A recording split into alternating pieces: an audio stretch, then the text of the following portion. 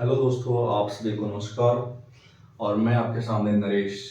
दो important exam point of view से question है जो कि एग्जाम में लगभग पूछने की पूरी पूरी संभावना रहती है। हर एग्जाम में क्वेश्चन अक्सर रिपीट होता है। तो हम आज पढ़ेंगे हिपेरिन एंड वॉरफेरिन के बारे में। तो सबसे पहले हम हिपेरिन से स्टार्ट करेंगे। बॉडी में भी रिलीज होता है, लेकिन कभी कभी हमें एक्स्ट्रा रिक्वायरमेंट भी होती है तो हमें बाहर से भी देना पड़ता है। तो हिपेरिन हिपेरिन क्या है? हिपेरिन एक कंजुगेटेड पॉलीसेकेराइड है। हिपेरिन एक कंजुगेटेड पॉलीसेकेराइड है।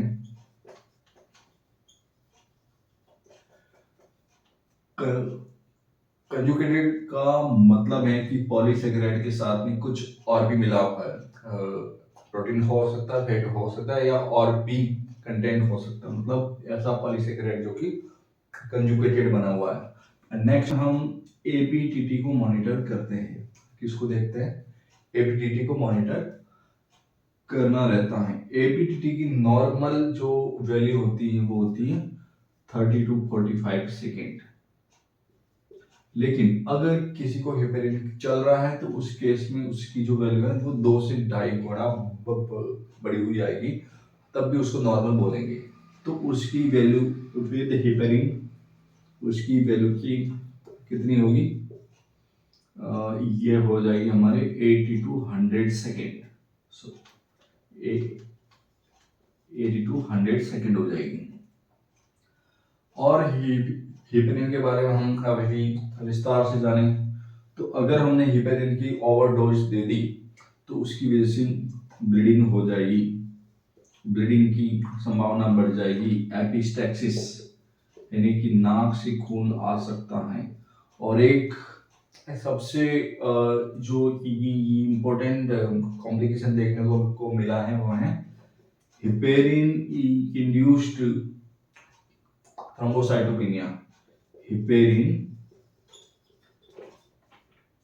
इंड्यूस्ड थ्रोम्बोसाइटोपेनिया मतलब कि हिपेरिन की वजह से पाइनेफिन प्लेटलेट की कमी देखने को मिली है।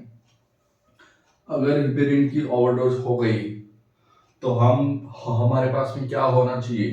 हमारे पास में होना चाहिए प्रोटामाइन सल्फेट। प्रोटामाइन सल्फेट ये हिपेरिन का एंटीडोट है। इस पे बहुत बार क्वेश्चन रिपीट हुआ है एग्जाम पॉइंट ऑफ व्यू से, बहुत ज्यादा इंपॉर्टेंट है। प्रोटामाइन सल्फेट हिपेरिन का एंटीडोट है। नेक्स्ट, हिपेरिन को प्रेगनेंसी में दे सकते हैं। हिपेरिन प्रेगनेंसी में सेफ है, प्रेगनेंसी में सेफ है क्योंकि ये एक्चुअली प्लेसेंटा को क्रॉस नहीं कर पाता है। जबकि वॉरफेरिन प्रेगनेंसी में सेफ नहीं है क्योंकि वो प्लेसेंटल बैरियर को क्रॉस करके बच्चे में ब्लीडिंग करवा सकता है, इसलिए इसको प्रेगनेंसी में सेफ माना जाता है। जब ऑपरेशन होना है तो उस केस में 6 घंटे पहले हिपेरिन को बंद करना है। Heparin should be stopped. Heparin should be stopped 6 hours before surgery. Before surgery, surgery से 6 घंटे पहले हम उसको बंद कर देना है। और हिपेरिन के बारे में हम अगर जाने तो हिपेरिन को किस किस स्थिति में लगाया जाता है, इसकी क्या क्या इंडिकेशन की बात करें तो इसके इंडिकेशन में अक्सर देखा जाता है कि जो कार्डियक सर्जरी होती है उसके बाद में हिपेरिन चलता है। कार्डियक सर्जरी कि क्लॉटिंग की रिस्क है, उस सारी जगह पे हिपेरिन चलता है। हिपेरिन के बारे में मेरे ख्याल से मैंने सारे मोटे मोटे पॉइंट हिपेरिन के बारे में आपको बता दिया गया है।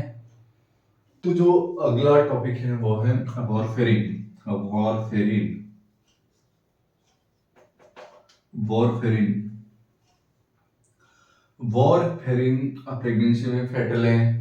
प्रेगनेंसी में हमेशा अवॉइड करते हैं, avoid in pregnancy. Word in pregnancy. पहला पॉइंट। पॉइंट नंबर 2, क्योंकि ये प्रेगनेंसी में ब्लीडिंग कोज कर सकती है बच्चे में, प्लेसेंटा को क्रॉस करेगी ये।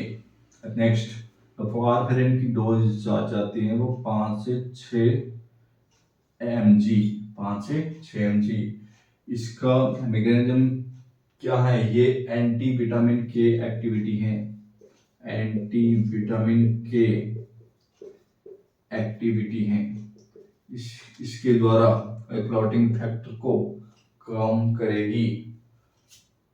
अफेक्ट क्लॉटिंग फैक्टर को कम करेगी। नेक्स्ट, जो विटामिन के से बनने वाले क्लॉटिंग फैक्टर हैं 2, 7, 9, 10, तो उस पर ये काम करेगी। पॉइंट नंबर 4, जब एक्चुअल में वारफेरिन टैबलेट है उसका इफेक्ट आता है 72 आवर्स में। Effect start in 72 hours. इसीलिए सर्जरी से पहले stop 72 hours before surgery. Surgery से पहले 72 घंटे पहले उसको रोक के उसकी जगह पे देन स्टार्ट हिपेरिन, उसकी जगह पे हिपेरिन चलाना है। और हिपेरिन को भी 6 घंटे पहले बंद की जाती है। अगर किसी की वारफेरिन चल रही है तो उसमें हम क्या देखेंगे? पीटीआईएनआर हमें मॉनिटर करना है। ये पीटीआईएनआर हमें मॉनिटर करना है। वारफेरिन क्या है? एक आर्टिफिशियल सिंथेटिक एंटीकोगुलेंट है। आर्टिफिशियल सिंथेटिक एंटीकोगुलेंट है। ठीक है, ये एग्जाम पॉइंट ऑफ व्यू से सारे इंपॉर्टेंट क्वेश्चन है। और एक चीज उसका एंटीडोट है विटामिन के, ये इसका एंटीडोट है। बहुत बार एग्जाम में पूछा हुआ क्वेश्चन है, याद रहना चाहिए। ठीक है, तो इसके आगे हम थोड़ा सा और पढ़ लेते हैं ईडीटीए के बारे में, सिट्रेट के बारे में, उसका क्या कहाँ पे यूज होता है।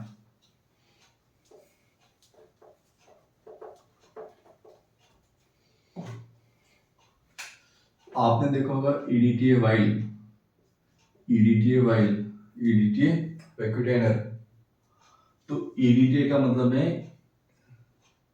Ethyl diamine tetra acetic acid. ये एक्चुअली अक्सर इसका यूज हो जाता है लेबोरेटरी में या फिर ब्लड इन्वेस्टिगेशन में इसका यूज होता है। ठीक है, इसकी जो एक्टिविटी होती है वो एंटी कैल्शियम एक्टिविटी होती है, क्योंकि जो ब्लड में कैल्शियम होता है वो एक क्लॉटिंग फैक्टर है जो कि ब्लड को जमाता है, क्लॉट करवाता है। तो अगर ईडीटी इसके अंदर है तो एंटी कैल्शियम एक्टिविटी के द्वारा ब्लड जमेगा नहीं। नेक्स्ट है सिट्रेट का मोस्टली का यूज होता है ब्लड बैंक में, इसलिए जो ब्लड आता है उसके अंदर सिट्रेट होता है और इसकी भी एंटी कैल्शियम एक्टिविटी है, एंटी कैल्शियम एक्टिविटी है। ठीक है, सिट्रेट का डिस्कस क्या है? Heparin, warfarin, EDT and citrate. तो हम अगली क्लास में इससे भी इम्पोर्टेंट कंटेंट लेके आएंगे, और जो कि एग्जाम पॉइंट ऑफ व्यू से रियल में बहुत ही इम्पोर्टेंट जो टॉपिक है वही हम डिस्कस करेंगे। ठीक है, तो थैंक यू सो मच।